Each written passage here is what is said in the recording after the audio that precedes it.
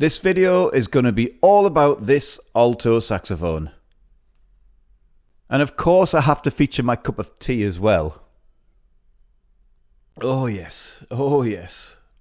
From what I can gather, this Armstrong 3010 is actually a Keilwerth stencil, and just looking around it I can see some features which kind of underline that, especially the C and E flat keys there, and the fact that it has a slightly wider bell flare.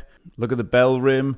It is a slightly larger bell than, say, my Yamaha or my Yanagisawa. Now just running the keys up and down.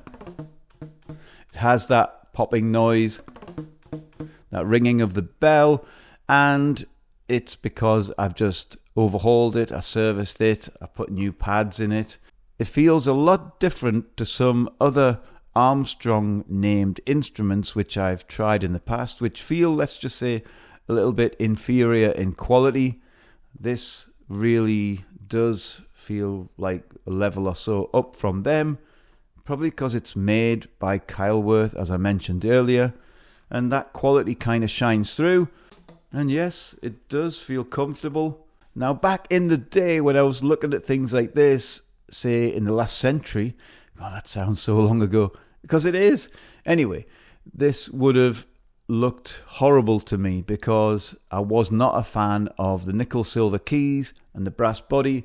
But of course, now my taste has completely changed. I'm open-minded about things because of a thing called experience and kind of growing up. I mean, that's never really going to happen because we're guys. Guys, you understand what I mean. Anyway, the saxophone is quite appealing to me now. I don't mind this cosmetic look. But as we all know, it's not just about the cosmetics and how a saxophone looks, it's about how it plays. Now, judging by just things like the flare of the bell, the fact that the alto feels nice and substantial and a lot of good build to it, I can safely say that this is probably going to be a big, fat sounding alto saxophone. So I'm quite excited to try it. Anyway, this is going to be my first play test on this since overhauling it, and I'm looking forward to it. So after this, I will speak to you. See you soon.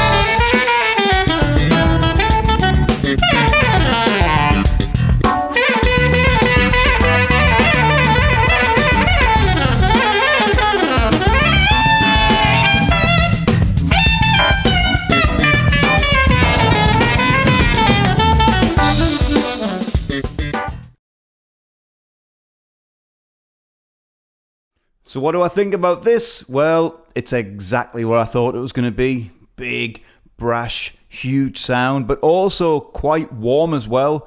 So when I was just doing the noodle section, it was free blowing and I was kind of getting carried away, just running up and down and enjoying putting my fingers around this saxophone and making a noise with it.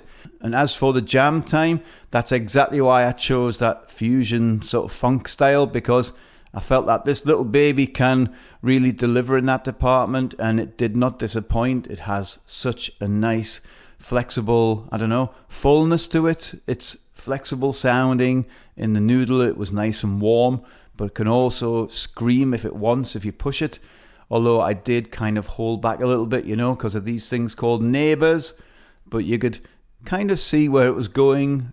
It's a really, really nice, big sounding alto, and I do like it a lot. And yet again, I am so glad that my perspective on how a saxophone looks as to how it sounds has kind of changed a bit over the years.